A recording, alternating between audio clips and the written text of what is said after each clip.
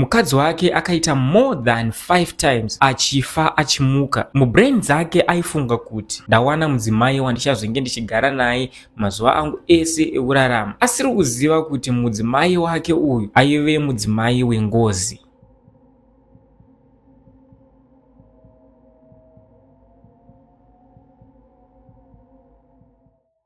Ladies and gentlemen, welcome to Slick Media TV. Pano pa Mazim Untold Stories pandokupagurirai nyaya dzakasiyana-siyana, and in today's story nyaya iri kubva nechepadombo shava apa.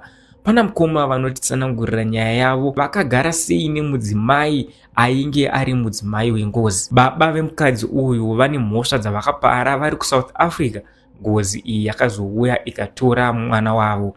Zvisinei hazvo, zvakazenge zvakuitika mumereji zvakatyisa vanhu vazhinji. Kana inge iri first time yako kusvika panapa katokumbira kuti usakanganwe kusiya wa subscriber nekukomenta, share nekulike ndokuti video redu rirambe richienda kune vanhu vakawanda. This is Slick Media TV pano pa Mazim Untold Stories. Andika ndisina kukupedzerai nguva, rega ndinyatso kukusiyai muchinyatsonzwa nyaya yamukoma ava kuti yakatanga sei, yakafamba sei, chii chakaitika, zvii zvakatora nzvimbo kuti vazosvika pakuziva kuti uyu mudzimai wengozi. Nhau yakaitika ndeyekudai 2019 ndaigara kunonzi kudombo shava kushowground. Pandadanana nemusikana uyu ndakadanana nayo nanga ndisina mwedzi yakati one day, takadanana 4 months. Tadanana 4 months. Ini ndanga ndakugara kuchitungwiza kuSt Mary's kwaJigowanyika uko, iye achigara kudombo shava nokuti anga ari musikana wemuvillage medu. Aiti akauya kuholiday aiuya muvillage medu kunonzi kwaMurwira kudombo shava. Saka kwaMurwira uko aisvika achigara nasisi vaamai vake nababa mukuru vake. Saka musikana uyu ndakazoenda kudombo shava ndabva kuchitungwiza ndichinonoona vabereki. Achibva asvika achibva anzwa kuti ndauya bva andiona. Ndakudzokera bva anditi ega ndikuperekedza kusvika mutawuni. Tasvika mutawuni vandamuti nguva dzichiripo dzichiri kuma1 idzi hande kumba kwangu kuSt Mary's. Tatobvumirana vataenda kwaJigowanyika kwakwe. Tasvika takuda kudzoka, mukoma wangu wakabva wasvika bva nditi mainini mirai tozongobuda tese nemota ka1 ndoda kuenda kubhindura. Saka tikati tangotenderanawo nazvo. Mukoma wangu achibva vabuda vachibva vaenda kuBhawa, vachibva ndatobuda navo nichivaperekedza kuBhawa nokuti ivo vaimwa doro ini hanhimwe doro. Vatotanga kudhakwa, bhora ratanga vatavarairwa nekuona bhora kunze kwadoka. Amai vemusikana vandifonera kuti musikana ari kupi, vandavati ndinaye kunoku. Vangotora iti vakata koo yavo. Vakata koo yavo kuti musikana achienda kumba baba vacho nanga watouya dzanga kwanga kwatodoka, achibva atongogara pamba. Haana kuita 1 week takava ndati kumaso kwatinoenda tukava tanzi tikuenda kugomo kwaMurewa. Tiri murodhi yekuenda kwaMurewa akatanga kurwara. Atanga kurwara, akarwara zvekuti unenge munhu arohwa nezvunhu. Achibva kombi yese ibva yatanga kumunamatira kusvika tasvika kugomo. Takabva kumba zvekuma12 takasvika kugomo zvekuma past 3. Kubva na3 dzekumazorodoka kusvika mangwana makusena hakuna munhu akanamatirwa mumwe kana kuti akambonamata munamato wake. Vanhu vanga vakunamatira musikana iyeye nokuti marwariro aiita ipapo anga akaoma. Apa haana 1 week yekutanga kugara naye. Achibva tatoti zvino apa poitwa sei. Mukoma wangu vanga vakaenda kubhindura vangu vadzoka, vabva vati zvinotodii. yande tinonotsvaga baba vemusikana, original father vake, nokuti anga asingavazive vaigara kuMbare. Pataenda kuMbare, zvinoita Mwari, takangosvika kuMbare zvekuma raundi 2 dzemasikati. Tatosvika paaifungidzira ndipo paaigara, tatavhunza vatanopa 1 tatanzi vapo vaenda kunotengesa. Tatadzoka pamashopu paMbare paMurenge muyamwe. Tadzoka Murenge round 5 tanga takatomira pamashopu. Angocheuka musikana abva atovaona, abva atomhanya, abva avambundira. Iye abva atanga kuchema, ivo abva atangawo kuchema, baba vacho abva atoziva mwana wavo. Tatatoenda kumba, tatagara, abva tataura navo, mwana wenyu ari kurwara so. Abva atovhunzwa ndiani, zvika ndiye murume wangu andava kutogara naye, handina mazuva anditanga kugara naye. Baba vacho vakabva vati alright, chisiyai mwana wangu panapa, mangwana ndinouya naye kuchitungwisa. Mangwanawo zvechokwadi makuseni vangu vasvika naye. Arwara, akaramba achirwara, airwara zvekuratidza kuti munhu ari kurohwa nezvunhu. Maona ndaona kuti uyu urwere hauchaite kunoku kuchitungwisa pamba pekulodya, gandisumuke ndende naye kumba kwedu kuDomboshava.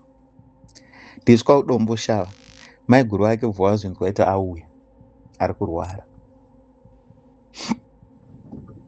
Vachibva vauya vaona kuti marwariro ari kuita munhu panapa haana kumira mushe.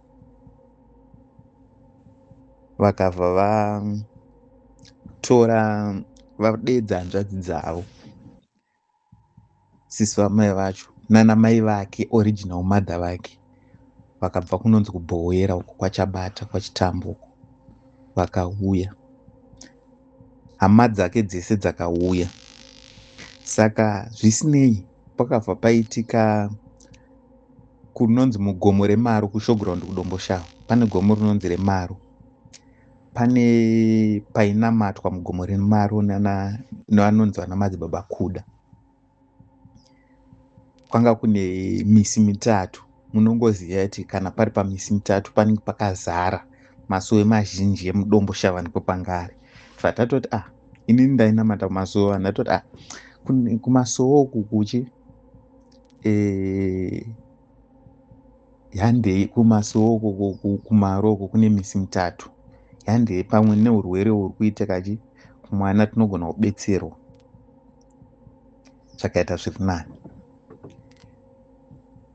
Apa handina kubvisa kana tsvakirai kuno ipapo kana kuti ndaroora handisati, asi mwana wavo akurwara, asi ndakaita chivindi chekunonofesana nababa vemukadzi naamai vese nanasekuru vakati uyu munhu uyu kwao neurwere huri pane mwana hazvina kuti hatisati tazivana, taakutozivana. Ende tanga tagara tichimuziva mukomana semukomana akakura ari muraini medu, nokuti pasi pamba pavo paaigara nepamba pedu panga pari padhuze maybe 300 meters. Saka ndaitongotamba nehanzvadzi dzake. Maona, saka takabva taenda kuMaru, kugomo reMaru kuyakwe nehama dzake dzese, panga pakawanda. Tasvika naye achirwara kudaro. Takasvika zvekumapasti 6 tatobatawo munamato pamwe chete nevamwe. Inini vandatobva panga pana naatezvara, vandandonogara nevamwe mafriends angu anonamatawo kumasuwe. Tototaura nyaya, iye akagarawo kunana madzimai. Zvinhu zvimwe chete izvozvo zvamurova akatanga kurakidza kuti munhu aakurwadziwa panapa. Papatodedzwa maprofiti nemadare nevaimbiri nevasondosi zvikanzi munhu arwara.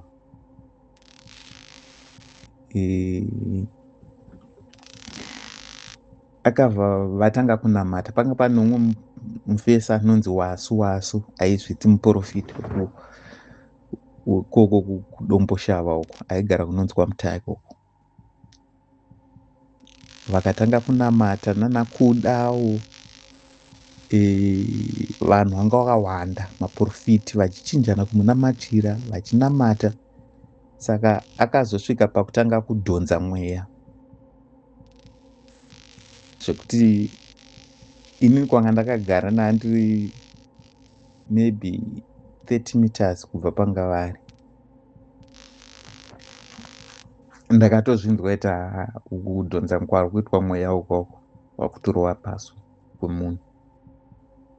Vanasekuru vake vobva vatosumuka bva vamhanya ikoko bva vasvika bva vamubata.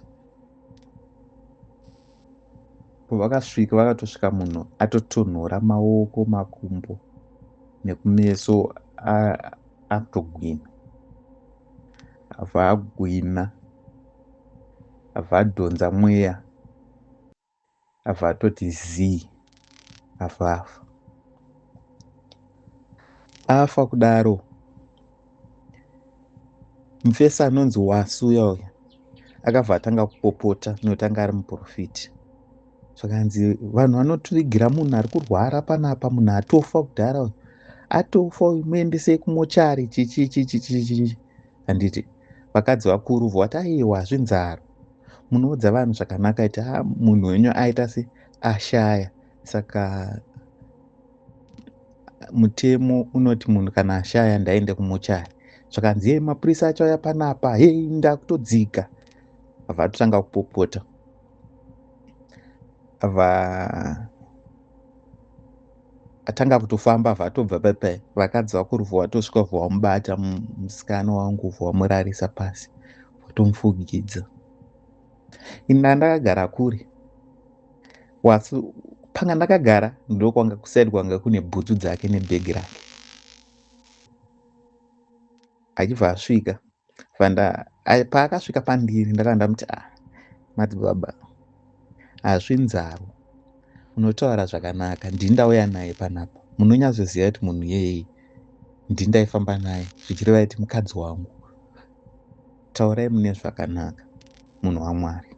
Ndakanzwa hasha nekurwadziwa mumwoyo, bva ndasumuka panga ndakagara, bva ndaenda panga ari, bva ndasvika bva ndamubata, vanhu vese bva vanditarisa. Ndakabva ndabatwa, kumubata nehasha, nekurwadziwa zvakare, neshungu. Ndakaita shungu mumwoyo. Ndamubata ndatanga kunzwa simba richindipfeka. Kunzwa simba richindipfeka unyatsotaura kuti handisisirini, pane chinhu chandipfeka. Vanhu vese, maprofiti ese anga amira kusaidhi. Ndobva ndatanga kumunamatira. Ndakamunamatira zvekusvika pakuti akavhunduka, abva amuka. Vanhu vese vanga vaenda kure. Pavakanzwa kuti amuka, vakabva vadzoka padhuze kuda kunyatsoona kuti ichokwadi here. Vanhu vakatanga kuimba. Muprofita anonzi Kuda abva atanga kundibetsera kuita munamato. Abva apfekedzwa zvinodziya, abva agariswa padhuze nemoto. Munhu atanga kutomubikira kaporiji, vamupa vadya. Vataenda makuseni, vataburuka vataenda kumba. Tichisvika kumba, handina kuenda kumba kwavo, ndakanga ndamuendesa kumba kwedu. Hama dzake dzaibva kumba kwavo dzichiuya kumba kwedu dzichimuona. Akabva azviita futi masikati. Vana gogo vangu varipo, vabereka mai vangu, vakabva vadedza vana sekuru vangu. Sekuru vangu vachizviona, vakabva vanditi yatiendei kunani, kuna baba vake. Vanononisiya kumba kwababu wacho. Vati kumba kwedu, akazofira kumba kwedu semafiro aamboita, zvinoita ngozi. Saka zvadiwi kuti agare kuno kumba kwavo. Aiti akafa ndiri kure, lese kuti ndatumwa kumashopu kunonotsvaga chikafu. Akafa ndindaitomhanya kubva kumashopu ikoko kusvika ndasvika kumba, vanhu asingafeme, asingaite sei, ndotosvika ndomunamatira omuka. Ndakazobva kudombo shava nehama dzake twataenda kunonzi kubhowera.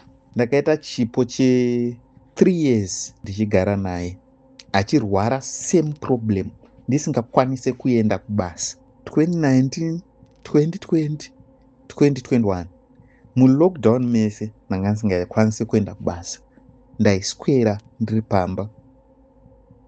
Chandaita, ndakanzi ndatumwa ndopandaenda kwandatumwa nekudzoka, asi akarwara ndaenda kwandatumwa hapana chavaikwanisa kuita, chero pakanzi padedzwa maprofiti kana kuti vanhu vanonzwa mweya sei vanga vasingakwanise kumumutsa kusvika ndauya. Takagara tatoita mwana nemunhu iyeye achirwara kudaro, zvaitoti kana zvamubata akabata mwana aigona kutomurovera pasi.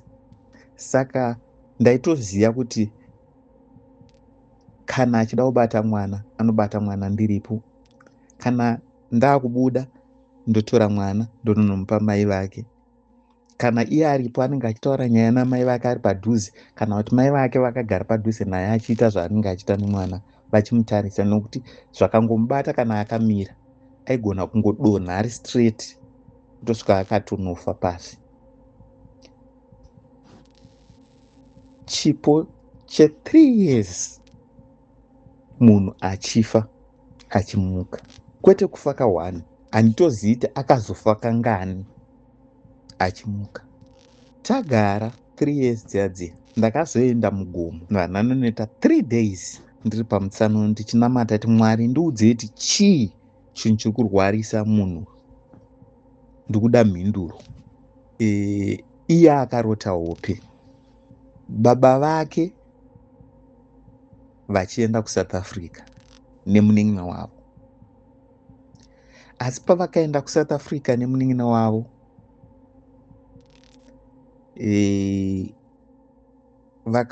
munin'ina wavo akada kupondwa. Mukoma nemunin'ina vakatanga kurwisa mhondi dziya kusvika mhondi dziya dzaita se dzafa, dzaida kuvaponda. Saka lese ndo vakatozouraya. Ngozi iyaya ndo yanga yagara pane mwana.